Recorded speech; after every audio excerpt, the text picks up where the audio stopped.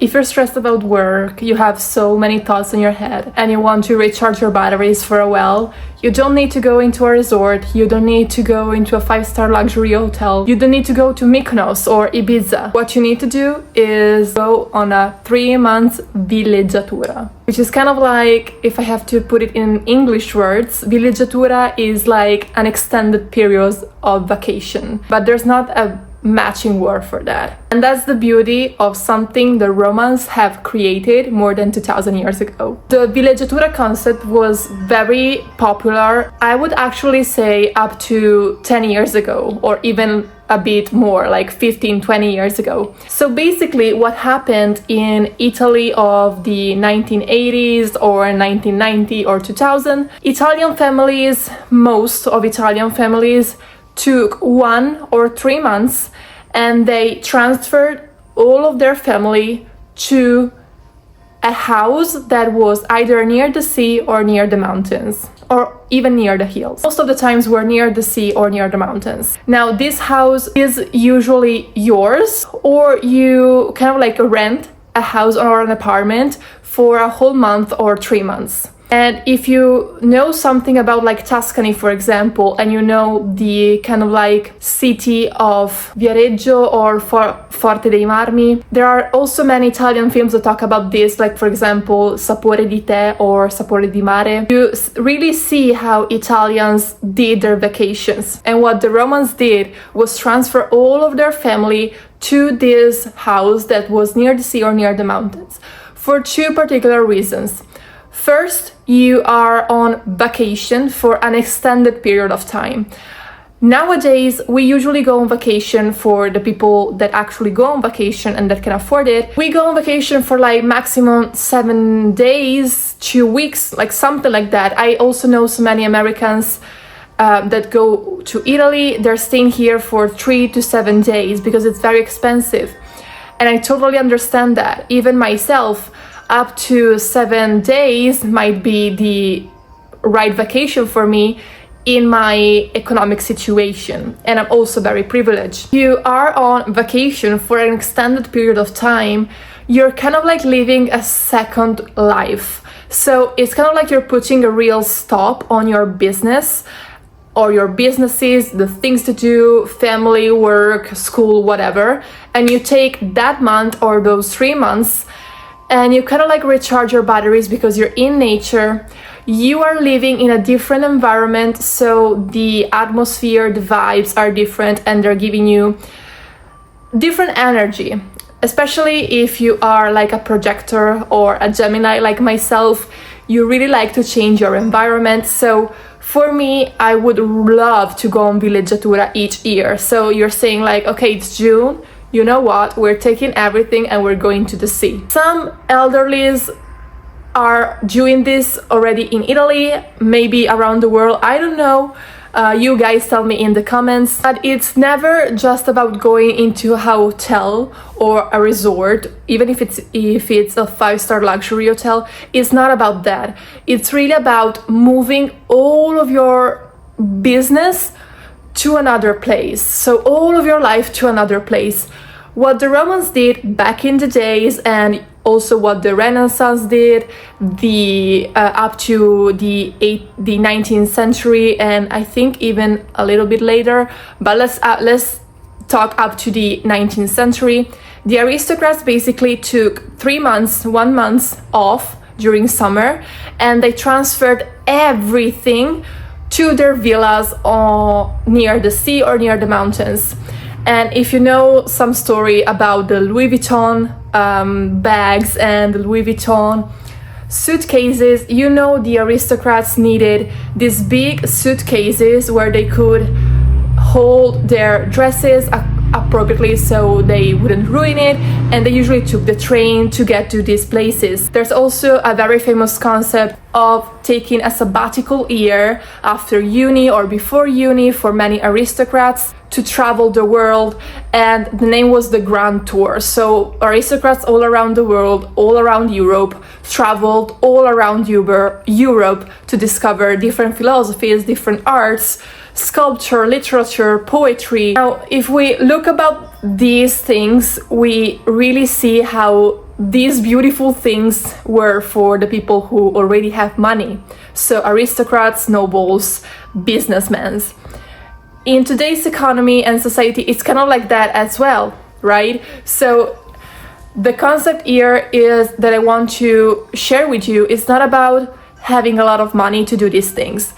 You can also be in Villeggiatura with a less expensive way of living, but just to approach your vacations in a different way, right? Because I see so many people online going to the same places, doing the same things without doing anything that's properly cultural or that's formative or that's bringing them kind of like a moral expansion, or they're truly understanding the place.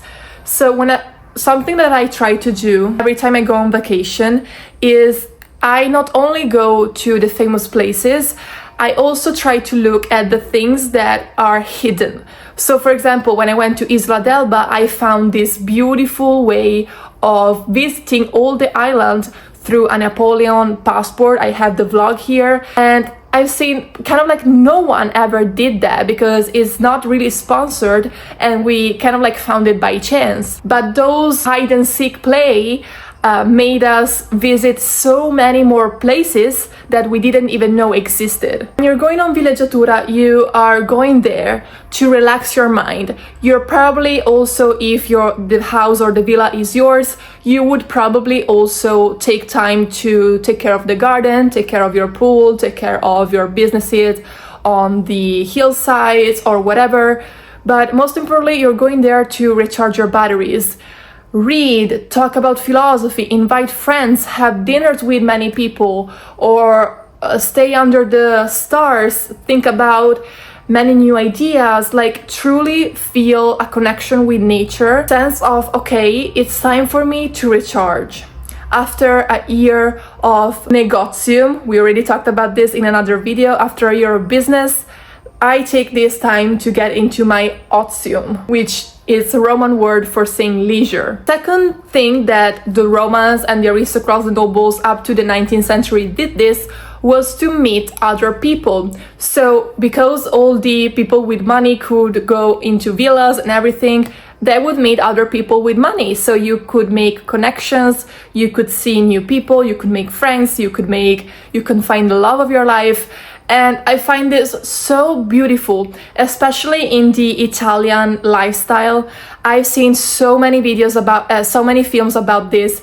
The ones that I mentioned before, very famous is Sapore di Mare, which is kind of like sea flavor, if we want to translate it.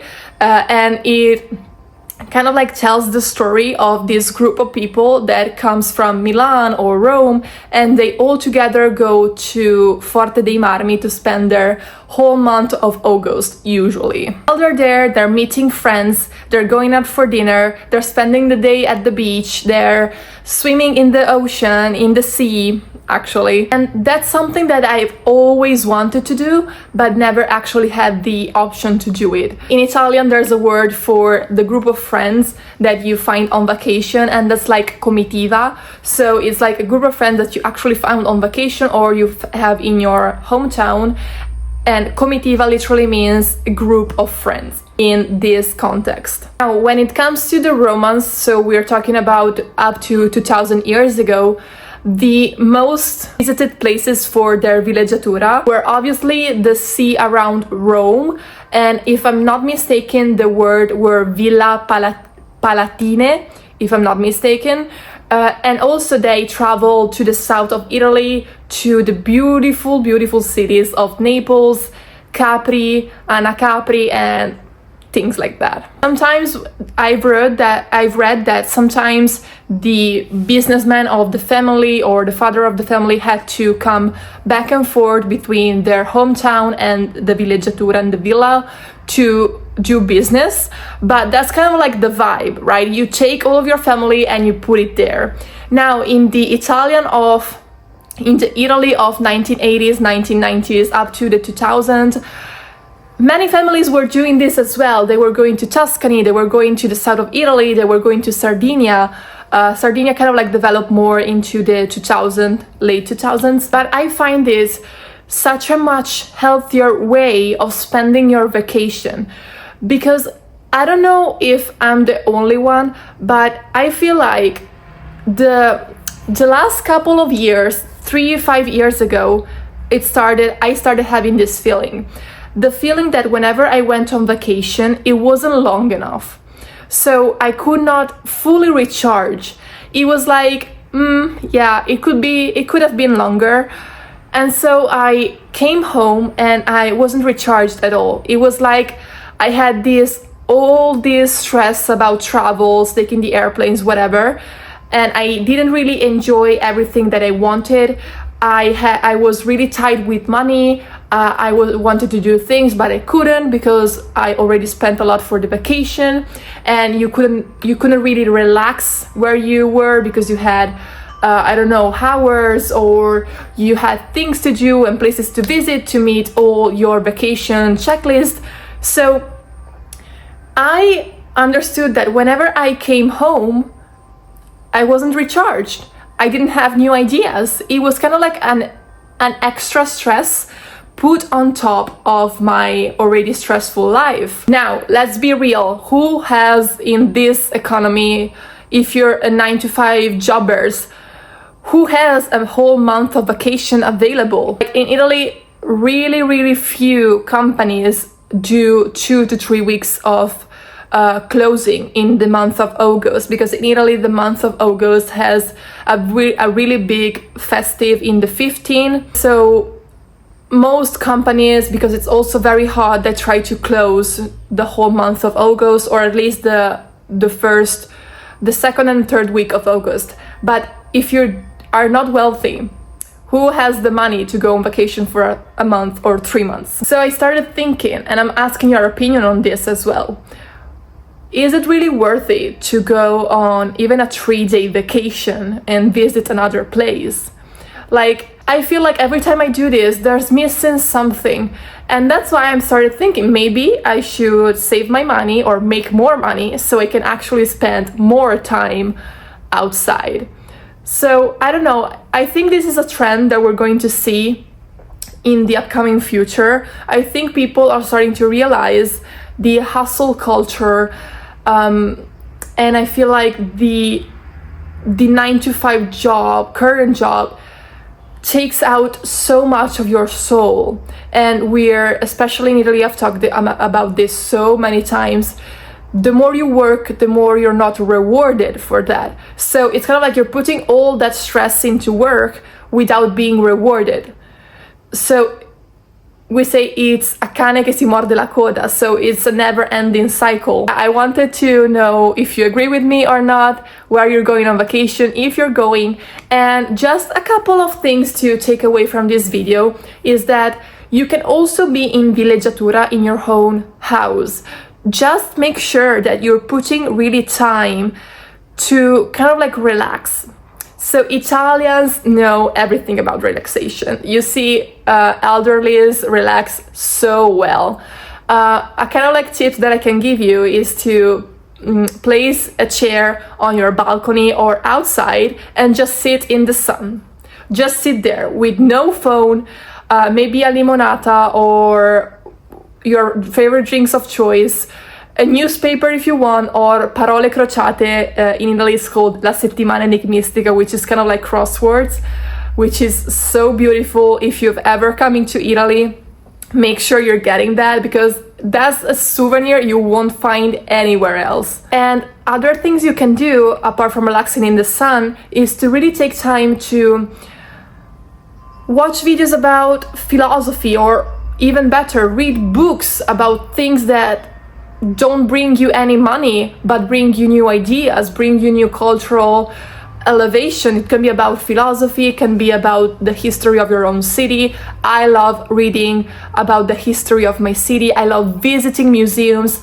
I really love, if you've ever come to Mantua. Oh, and I was forgetting about this. So in the 15th century, the Gonzaga family, which was the aristocrat family of Mantua, to make their villeggiatura so beautiful. They built a whole villa outside of the city, which is near the city center, but not that near. It was kind of like you had to travel with a carrozza to get there. So this villa is called Palazzo Te, and it's one of the most beautiful 15th century palace you'll ever visit. I promise. It's full of artistic details. It has so many rooms, so many beautiful rooms, so many beautiful paintings, frescoes. You also have grottesque, you also have the, I don't remember the name of that when you have in Italian or in English, stucchi. Like, you have everything you could ever imagine, and it's so beautiful. I highly recommend you visiting it. But as well, whichever city you're going to visit or whichever city you're living in, I'm sure there's things to do, like hidden gems you've never visited. It can also be a shelter, it can also be a place where they're growing flowers, whatever.